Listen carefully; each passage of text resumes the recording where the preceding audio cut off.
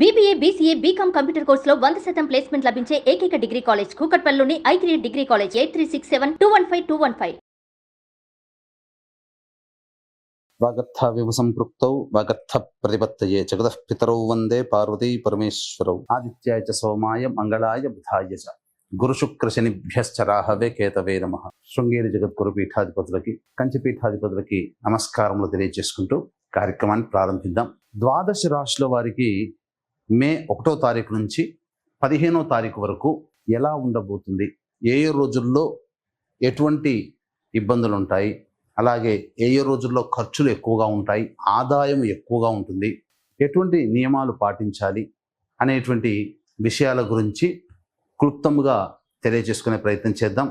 ఇక విషయంలోకి వెళ్ళినట్లయితే 1వ తారీఖు నుంచి 15వ తారీఖు వరకు మేషంలో రవి, 7వ తారీఖు నుంచి బుధుడు ప్రవేశిస్తాడు, వృషభంలో గురువు, ఇక కర్కాటకంలో కుజుడు, కన్యలో కేతువు, మరియు వ్యయంలో అనగా మీనరాశిలో శుక్రుడు, శని, రాహువు, బుధుడు 6వ తారీఖు వరకు ఉంటాడు. 7వ తారీఖు నుంచి మేషరాశిలోకి ప్రవేశించేస్తాడు. వెరసి చూసుకున్నట్లయితే ఈ 15వ తారీఖు వరకు ఒక డెడ్ లైన్గా చెప్పవచ్చు. ఎందుకంటే 14వ తారీఖు నుంచి గురువు వృషభం నుంచి మిథునంలోకి ప్రవేశం చేయడం, అలాగే 16వ తారీఖు కొన్ని పంచాంగాల్లో, 18వ తారీఖు కొన్ని పంచాంగాల్లో రాహువు కుంభరాశిలోకి, కేతువు సింహరాశిలోకి ప్రవేశం చేస్తున్నాడు. కాబట్టి భవిష్యత్తులో గుర్తుపెట్టుకోండి, 12 రాశుల్లో సంబంధించినటువంటి వాళ్ళు భవిష్యత్తులో జరగబోయేటువంటి మార్పులకి ఈ మే 1వ తారీఖు నుంచి శ్రీకారం చుట్టబోతున్నాయి గ్రహాలు స్థితిగతుల ప్రభావం వలన. కాబట్టి ఈ మే సంవత్సరం అనగా ఈ సంవత్సరం 2025 సంవత్సరం మే నుంచి చాలా మటుకు అందరి జీవితాల్లో మార్పులు చేర్పులు చోటు చేసుకుంటాయి. మే 1వ తారీఖు నుంచి 15వ తారీఖు వరకు మిథున రాశిలో జన్మించినటువంటి వారికి ఏ విధంగా ఉండబోతుంది, ముఖ్యంగా చూసుకున్నట్లయితే ప్రధానంగా ఖర్చులు అధికంగా ఉండబోతున్నాయి. ప్రిపేర్ కండి. ఎందుకనంటే ఉన్నటువంటి 15 రోజుల్లో ఎక్కువ రోజులు అనుకూలంగా లేవు, అనగా దుబారా ఖర్చులు ఎక్కువగా ఉంటాయి. మానసిక ప్రశాంతత లోపించే అవకాశాలు గోచరమవుతున్నాయి. అయితే దైవానుగ్రహాన్ని పొందే ప్రయత్నం చేస్తే చాలా మటుకు సమస్యల నుంచి బయటపడతారు. ముఖ్యంగా నిరుద్యోగస్తులకి శుభవార్త, చక్కగా ఉద్యోగ ప్రయత్నంలో ఉన్నటువంటి వారికి ఉద్యోగం లభిస్తుంది. ఆల్రెడీ ఉద్యోగం చేస్తున్నటువంటి వారికి వేరే సంస్థలో ఉద్యోగం చేసే ప్రయత్నం కావచ్చు, లేకపోతే ప్రమోషన్స్తో కూడుకున్నటువంటి బదిలీలు కానీ అన్ని విధాలుగా చక్కగా ఉంటుంది. ప్రభుత్వ రంగంలో పనిచేసేటువంటి వ్యక్తులకి మాత్రం 7వ తారీఖు నుంచి చాలా అద్భుతంగా ఉండబోతుంది. ప్రభుత్వంతో ఈ సంబంధించినటువంటి కార్యకలాపాలు అనగా వ్యాపారాలు కానీ బిల్స్ పెండింగ్లో ఉన్నటువంటివన్నీ కూడాను చాలా చక్కగా మళ్ళీ మీకు రికవరీ అవుతాయి. ప్రభుత్వ రంగంగా ఉండేటువంటి వాళ్ళు కొత్త కాంట్రాక్టులు చేపట్టే అవకాశాలు ఎక్కువగా గోచరమవుతున్నాయి. ఇక ప్రధానంగా అన్ని విధాలుగా అనుకూలంగా ఉండేటువంటి సమయం ఈ మిథున రాశి వారికి 1వ తారీఖు నుంచి 15వ తారీఖు వరకు ఉంటుంది. అయితే అవకాశాలు వెల్లువెత్తుతాయి, కానీ ఖర్చులు కూడా అధికంగానే ఉండబోతున్నాయి. కాబట్టి మీరు జాగ్రత్త పడాల్సిందల్లా కూడా కేవలం ఖర్చుల విషయంలోనే ఈ మిథున రాశిలో జన్మించినటువంటి వారు జాగ్రత్త పడాలి. ముఖ్యంగా ద్వితీయ కుజ సంచార ప్రభావము మీ యొక్క వాక్కుని ఎంత అదుపులో పెట్టుకుంటే అంతగా మీరు ఆనందంగా జీవించగలుగుతారు. మీ వాక్కే మీకు శత్రువుగా మారబోతుంది. అయితే ప్రధానంగా చూసుకున్నట్లయితే గ్రహ సంచారం అంతా కూడా అనుకూలంగా ఉండడము, 15వ తారీఖు తర్వాత మేజర్ ప్లానెట్స్ అయినటువంటి గురువు, రాహువు, కేతుల యొక్క మార్పు మీ జీవితంలో చాలా మార్పు తీసుకుని వస్తుంది. ముఖ్యంగా మీరు గమనించుకున్నట్లయితే ఈ 1వ తారీఖు నుంచి 15వ తారీఖు వరకు విద్యార్థులు బాగా కష్టపడాలి, తప్పదు. కాంపిటేటివ్ ఎగ్జామ్స్లో కనుక ఉన్నట్లయితే ఊహించిన దానికంటే కష్టం ఎక్కువగా ఉంటుంది. కాబట్టి మీరు తలచింది ఒకటి, జరిగేది ఒకటిగా ఉండబోతుంది. ఇక రాజకీయ రంగంలో ఉన్నటువంటి వాళ్ళు, ప్రభుత్వ రంగంలో పనిచేసేటువంటి వాళ్ళు, ప్రభుత్వంతో లావాదేవీ నడిపే కాంట్రాక్టర్లు, వీళ్ళకందరికీ కూడాను ఆనందదాయకమైనటువంటి పరిస్థితులు ఉండబోతున్నాయి. అయితే ఇక్కడ ప్రధానంగా రియల్ ఎస్టేట్ రంగము మరియు రైతులు, ఎలక్ట్రానిక్స్ అండ్ ఎలక్ట్రికల్ రంగంలో ఉన్నటువంటి వాళ్ళు, వీళ్ళందరూ కూడా జాగ్రత్తలు పాటించాలి. ఎక్కువగా ఇబ్బందులు ఎదుర్కొనే అవకాశాలు గోచరమవుతున్నాయి. సమస్యాత్మకమైనటువంటి జీవితంలో కొన్ని ఇబ్బందికర పరిస్థితుల్లో ఈ చెప్పినటువంటి రంగంలో ఉన్నటువంటి వాళ్ళు ఇబ్బందులు పడతారు. మిగతా రంగంలో ఉన్నటువంటి వాళ్ళకందరికీ కూడాను సాధారణం కంటే కూడా గొప్పగా ఉండబోతుంది. అన్ని విధాలుగా ఆనందదాయకంగా ఉంటారని చెప్పొచ్చు. తర్వాత మళ్ళీ చెప్పొచ్చేది ఏంటంటే ఒక్క ఖర్చుల విషయంలో తప్ప మిగతా అన్ని ఆస్పెక్ట్స్లో ఈ యొక్క మిథున రాశిలో జన్మించినటువంటి వారికి చక్కగా ఉండబోతుంది. వివాహం కావాల్సినటువంటి అమ్మాయిలకి అబ్బాయిలకి బాగా ప్రయత్నం చేస్తే కొంతవరకు సక్సెస్లోకి ఉంటారు. ఇక సంతానం కోసం ఎదురు చూసేటువంటి వ్యక్తులు చక్కగా సంతాన ప్రాప్తి కలిగేటువంటి అవకాశాలు గోచరమవుతున్నాయి. అయితే కంటక శని ప్రభావము ఈ సంబంధించినటువంటి మిథున రాశి వారికి కొన్ని ఇబ్బందికర పరిస్థితులు. కాబట్టి ఈ కంటక శని దోష నివారణ తరచూ శివాలయ సందర్శన చేసుకుంటే మిథున రాశిలో జన్మించినటువంటి వాళ్ళు చాలా మంచి స్థితిలో ఉంటారని చెప్పవచ్చు. అయితే వీక్షించేటువంటి ప్రేక్షకులు కూడా గమనించాల్సినటువంటి అంశం ఏంటంటే ఈ నెల 12వ తారీఖు రోజున వైశాఖ పౌర్ణమి అద్భుతమైనటువంటి రోజు. ఇటువంటి రోజున ఈ సంబంధించినటువంటి శాప నివృత్తి కనుక చేసుకుంటే మంచి శుభ ఫలితాలు పొందుతారు. ప్రత్యేకించి వైశాఖ పౌర్ణమి శాప నివృత్తి కోసమే చేసేటువంటి కార్యక్రమాలకి చెప్పబడి ఉంది. జాతకరీత్యా ఇప్పుడు విద్యాపరంగా, వివాహపరంగా, ఉద్యోగపరంగా, దాంపత్యము, సంతానపరంగా, అనారోగ్య సమస్యలు ఇటువంటివన్నీ కూడా ఉంటున్నాయి కదా. ఆ సమస్యల నుంచి ఎన్ని ప్రయత్నాలు చేసినా బయటపడలేకపోతుంటుంటారు. అంతేకాకుండా జాతకంలో ఎక్కడ చూపించిన గ్రహాలన్నీ బాగున్నాయి, మీకు అద్భుతంగా ఉంటుందన్న వాస్తవ పరిస్థితుల్లో మీ జీవితం అలా ఉండదు.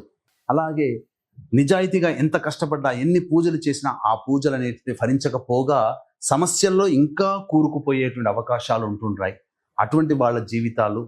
అలాగే ఇవన్నిటికీ కారణం ఏంటంటే జాతకంలో ఏదో ఒక శాప ప్రభావం, అది స్త్రీ శాపమా, గురు శాపమా, సర్పశాపమా, దైవ శాపమా, పితృశాపమా, ఇటువంటి 5 రకాల శాప ప్రభావాలు ఉండడం వలన మానవుడి జీవితంలో ఇబ్బందికర పరిస్థితులు అనేటివి ఎదురవుతుంటాయి. అంటే ఎలా గుర్తించాలి? తండ్రి వైపు 6 తరాలు, తల్లి వైపు 3 తరాలలో ఏవైనా దుర్మరణాలు కనుక ఉంటే ఈ యొక్క దోష ప్రభావాలు ఉంటాయి. కావున ఈ దోష నివృత్తి కోసమే 12వ తారీఖు రోజున వైశాఖ పౌర్ణమి సందర్భంగా చక్కగా ఈ పంచశాప నివృత్తి కార్యక్రమాలు అనేటువంటివి పీఠమాధ్వర్యంలో జరపబడుతున్నాయి. అయితే ఇప్పుడున్నటువంటి సమాజంలో మంచి చెడు ఉంటాయి. కాబట్టి మంచి అనేటువంటిది పక్కకు పెడదాం. చెడు ఎలా గుర్తించాలి? ఈ దోషాల నివృత్తి పేరిట చాలామంది జన్మించినటువంటి కొన్ని నక్షత్రాలు, చెడు నక్షత్రాలు ఒక 7 ఉంటాయి. కానీ నక్షత్ర జనన దోషమే చెప్పుకుంటున్నాం ఇప్పటి వరకు. ధనార్జనే ధ్యేయంగా జనాలని మోసం చేయడం కోసం ఉన్న 27 నక్షత్రాల్లో 19 నక్షత్రాల్లో పుడితే ఈ స్త్రీ శాపాలు ఉంటాయి, పితృశాపాలు ఉంటాయి అని చెప్పి ఒక అబద్ధపు ప్రచారాలు ఇప్పుడు జరగబోతున్నాయి. కాబట్టి జాగ్రత్త పడండి. 19 నక్షత్రాల్లో పుడితే స్త్రీ శాపము, పితృశాపము, గురుశాపాలు, సర్పశాపాలు ఉండవు. జాతకాన్ని అనుసరించి ఈ యొక్క శాప ప్రభావాలు ఉంటాయి. అన్నిటికంటే మించి పెద్ద దోషము, పెద్ద మోసం ఏంటంటే దాదాపు 3 నుంచి 4 గంటలు జరగాల్సినటువంటి ఈ పూజల్ని గుంపులుగా తీసుకొని వెళ్ళి సామూహికంగా గంటంబావులో ఈ పూజల్ని చేయిస్తున్నారు.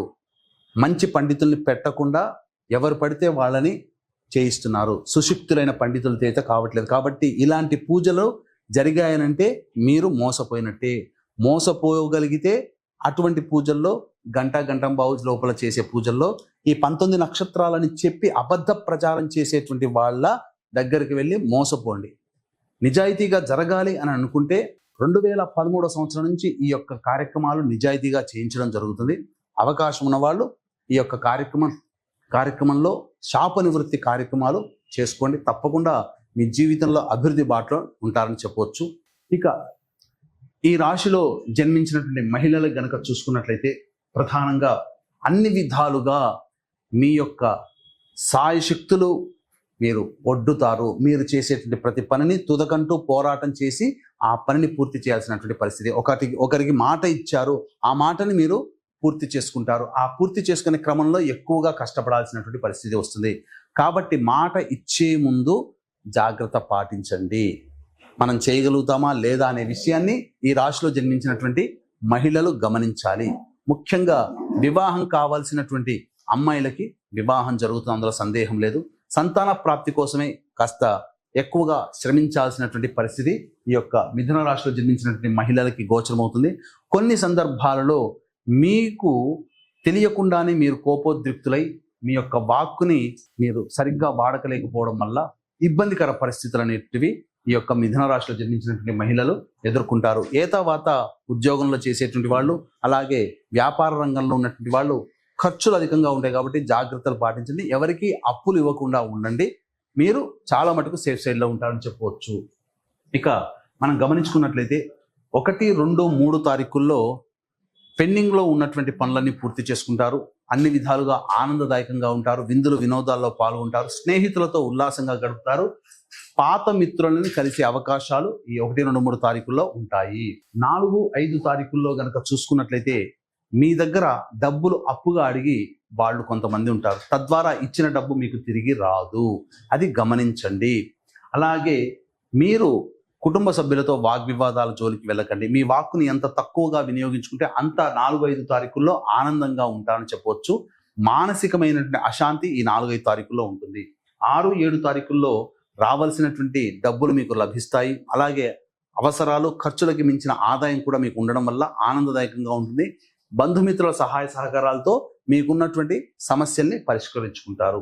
ఇక 8, 9, 10 మరియు 11, 12 తేదీల్లో ఖర్చులు అధికంగా ఉంటాయి. మీ ఆరోగ్యం పట్ల శ్రద్ధ వహించాలి. వాహనాన్ని నడిపేటప్పుడు జాగ్రత్తలు పాటించాలి. తల్లిగారి ఆరోగ్యం పట్ల శ్రద్ధ వహించాల్సినటువంటి పరిస్థితి.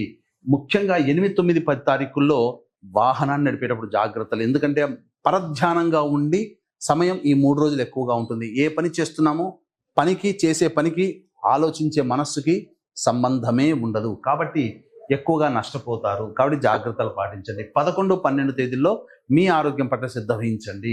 ఇక 13, 14, 15 తేదీలో కనుక చూసుకున్నట్లయితే రాని బాకీలు వసూలు అవ్వడము, అలాగే ధనాదాయం చాలా చక్కగా ఉండడము, ఆకస్మిక ధన ప్రాప్తి, ఊహించిన దానికంటే ఎక్కువగా మీరు అభివృద్ధిలో ఉంటారని చెప్పొచ్చు. ఏతావాత చెప్పొచ్చేది ఏమిటంటే 4, 5 మరియు 8, 9, 10 తారీఖులో ఖర్చులు అధికంగా ఉంటాయి. కాబట్టి జాగ్రత్తలు పాటించండి.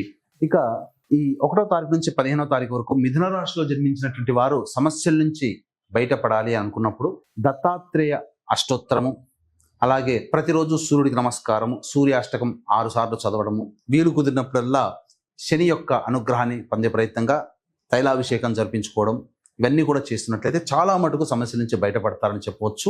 ఇక 12వ తారీఖు రోజున తండ్రి వైపు 7 తరాలు, తల్లి వైపు 4 తరాల్లో ఏవైనా దుర్మరణాలు కనుక ఉంటే అది పితృశాపం. కాబట్టి ఆ పితృశాప నివృత్తి కార్యక్రమాలు మన పీఠం ఆధ్వర్యంలో జరపబడతాయి. వీటిలో మీరు పాల్గొనే ప్రయత్నం చేయండి. సర్వం శ్రీ ఉమామహేశ్వర పరబ్రహ్మార్పణమస్తు.